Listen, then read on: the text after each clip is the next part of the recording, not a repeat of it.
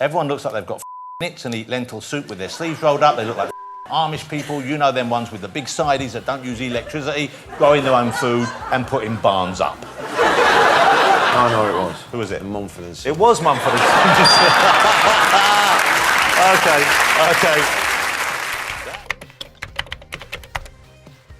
I had The Darkness on my show on Friday. Whoopee. And I asked them if they wanted to ask you a question. I have to say I am a bit nervous because I've seen some interviews and I've seen what he does to journalists. Leave it there, just you tell me what they said. We're massive Oasis fans. Does he like The Darkness? Do I like The Darkness? Yeah. I like that first song when it come out and then they said something about me. Nah, I couldn't be arsed with him now. I can't wait to bump into him one day. Apparently he lives nearby. Yeah. I like that silly song that they come out with first time. That made me laugh, and then they got a bit serious and started getting a bit big for the boots. Started slagging off the boys. It's how you write it, you know what I mean? I'm not into writing fucking morbid music like the rest of these pricks that are playing here. They all write bollocks, you know what I mean? They're all like fucking... They're all in pain. Well, my fucking ears are in pain, fucking hearing your fucking voice, you twat. You know what I mean? You're right, you know, music should be a fucking uplifting thing. There's a lot of bands out there styled and that, and you can see them a mile off like Coldplay, you know what I mean? And you know they don't buy their own clothes. Yeah. And they should. You should buy Pretty Green. What about Coldplay? Coldplay, what about them? Do you like Coldplay? All right. Just okay. All right. They don't do it for me that much. They're not rock and roll enough, man. Yeah. You know, they're all right. They live all round the corner from me, so I don't say too much. Yeah. They're neighbours. They used to come round and, you know, give me a paper cut or something.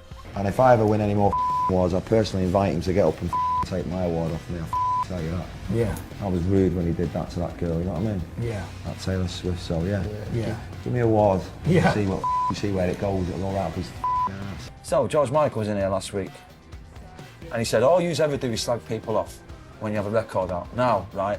I don't see. I don't. Let me just say something. So I turned around for the sake of me on a day off with my kid. I just went, yeah, of course we do. I said, I've got a little black book, me and our kids, blah blah. So we go. Now we only get interviewed when we've got records out. That's what I was saying. Do you understand, George? You know, it's like when you have a record out. You know, as long as it lasts in the charts, the 30 seconds it's interesting for, that's when you get interviewed, and that's when we get interviewed. And it just happens that we both have records out at the same time. Lesson number one.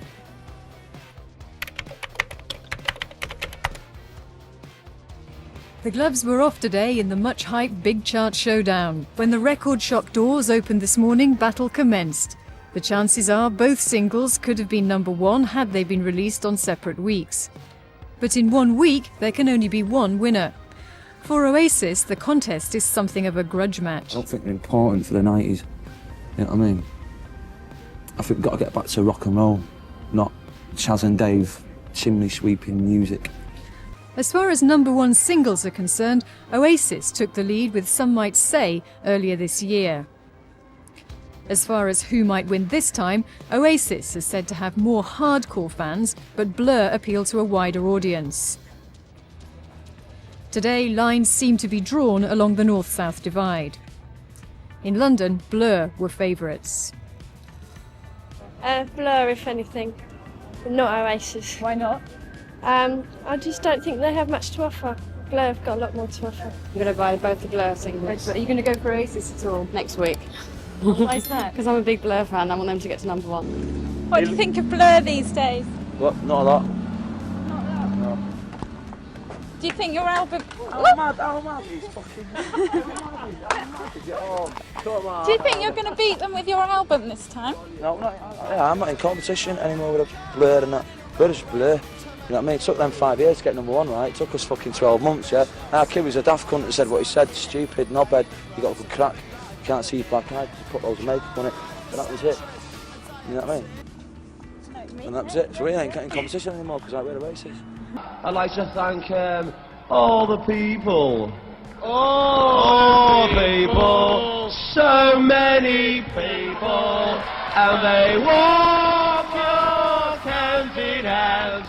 And in hands through their shite life.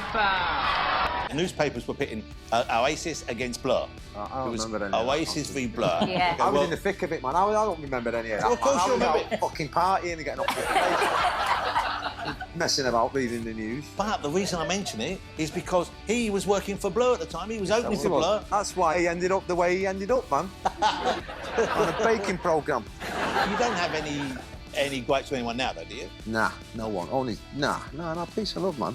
Well, after the year we've had, it's like it's time to reflect in it and sort of go, you know, I never really had any problem with anyone anyway, really, you know what I mean? What's the most underrated band of the 90s? Oasis. How about the most overrated band? Blur. Do you reckon the turning point was going to see the Stone Roses at the International? Yeah, something happened there, yeah, I think. How old were you then? I was about 16, 17.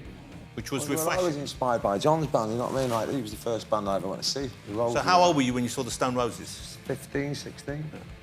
And that was it, changed my life. And I thought, you know what, that's it. What, I mean... I don't know, I just... Something... That was special, wasn't it? Yeah, there was just a vibe, there was something... Can't explain it, it was just good, everyone there, you know what I mean? And there was an attitude that hadn't been seen. Yeah, and it was just... For years. Yeah, everything just looked... Well, I'd never seen it before, you know what I mean? It was the first time I'd ever seen anything like it, and I just come away and I thought, you know, I want a bit of that, I want to be into that. I could do that. You know what I mean? And then that was it, really. And then I wanted to join a band, but I never knew that. I thought my mates aren't going to be into it because they really weren't into music. Well, some of them were, but they weren't into my kind of music. Did you know, when Oasis happened, did you know that you helped create this band, John? I found out much later.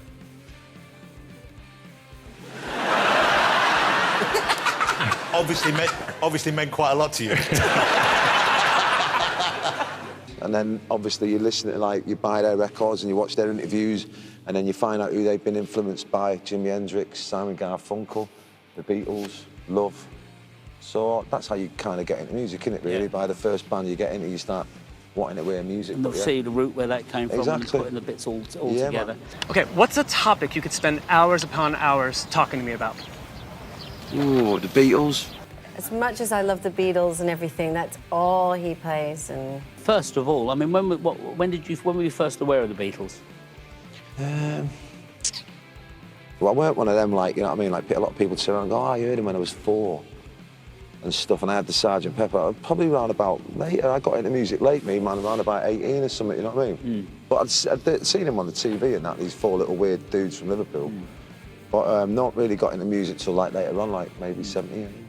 And can you rank your favourite Beatles records from least to most favourite? No, I can't. I love them all. First moved out to Abbey Road and stuff in the 90s, and then Primrose Hill. And then I sort of worked my way into Highgate now, and I'm happy there, man. But when you went to Abbey Road, first of all, is that because you thought, well, the Beatles have gone there, let me go there? No, Patsy had an house there, so I jibbed in with her and that, and lived there for a few years. So to go to the shops every day, I had to go across the crossing. That was good. So I'd be sitting there going, oh, do we need anything from the shops? Going, no, I've got everything. Sure, no, we need eggs, don't we, and bread. Would you pause I'd be steaming out every day coming past it. And would you pause on the crossing? Oh, I'd take my shoes and socks off and everything. Yeah. No, I love it. It's great, that crossing, isn't it? Yeah. But the strange thing, if you drive there, there's always people going across having their photograph. Yeah. So taking it as a busy crossing. If you couldn't be Liam Gallagher, who would you want to be? John Lennon. What's the best present anyone ever gave you? My brother bought me a John Lennon necklace that he wore when he met the Maharishi. And that was the nicest thing he ever done for me. If you could resurrect one person from history and put them in the world today, who would it be? John Lennon. Why? Because he's the main man. I know obviously you've been asked about John Lennon a billion times, you've spoken about it, but why is he so important to you? I don't know, man. Voice, I mean, where I was at the time, growing up, shit going down with family, you know what I mean? That's it, man. I just got sucked in by the Beatles and then got more sucked in by him, more than George Harrison, Paul McCartney, Ringo Starr, you know what I mean? I don't know, his voice again. Yeah, so that was it. His voice was beautiful and it was angry and all that. That was good. It is weird, though, because people tend to be more McCartney or more Lennon. Yeah, growing up, though, I mean, when I was younger, it was like, fuck McCartney now. But as I get older and like, you mellow out a bit, you sort of sit there and go, you know what, actually, I mean, even though you knew that he wrote great songs and that, you sort of, you know, there's a lot of more respect for him because he's still here, still doing it, you know what I mean? So, yeah, they're all mega. Has anyone ever left you feeling completely starstruck? Yeah, Ringo Starr. Ringo. I can see that. Seems like a pretty good guy to hang out with, right? Yeah, he's a dude. He's my favourite. But let's be hypothetical. Go on. Say we're sitting here in North London, and John Lennon's sitting there. Obviously, this is hypothetical. What would you ask him? Nothing. Would you not even be a bit intrigued? No. I'm not here to be asking about his life. I don't care about his life.